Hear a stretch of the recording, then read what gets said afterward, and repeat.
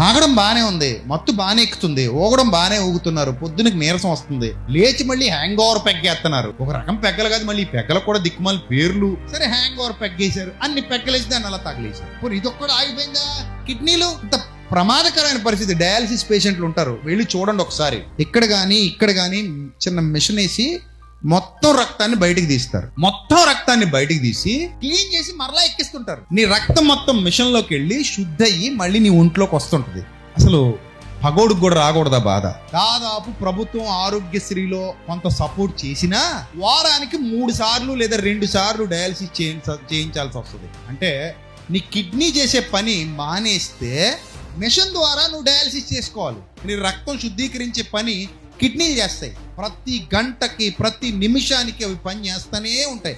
లీటర్ల కొద్ది రక్తాన్ని అవి శుద్ధీకరిస్తూ ఉంటాయి.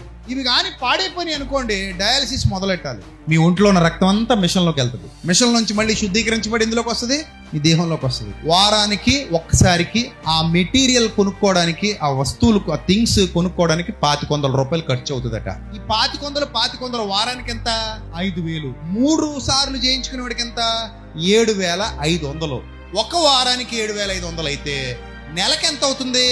30,000. మీ సంపాదన 30,000 ఉంటుందా? ఒకవేళ సంపాదన 30,000 ఉన్నా వారం ఈ కర్మ అనుభవించాల్సిన పరిస్థితి అవసరమా? తాగినప్పుడు ఇవన్నీ తెలియవు, వ్యసనాల బాట పట్టినప్పుడు ఇవన్నీ తెలియవు, పానపరాగులు, గుట్కాలు, మటకాలు వేసినప్పుడు ఈ బాధలు తెలియవు, ఈ గంజాయి కాల్చినప్పుడు ఈ బాధలు తెలియవు. కానీ ఒక్కసారి పరిస్థితి అదుపు తప్పి కిడ్నీ ఇలా మారిపోయిందా, ఇంకెవ్వడూ బాగు చేయలేడు.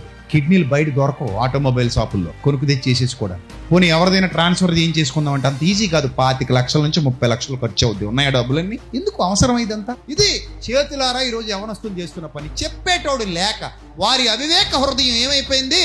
అంధకారం అయిపోయింది. కనుక తమ చేతులారా తమ జీవితాల్ని తామే ఏం చేసుకుంటున్నారు? పాడు చేసుకుంటున్నారు.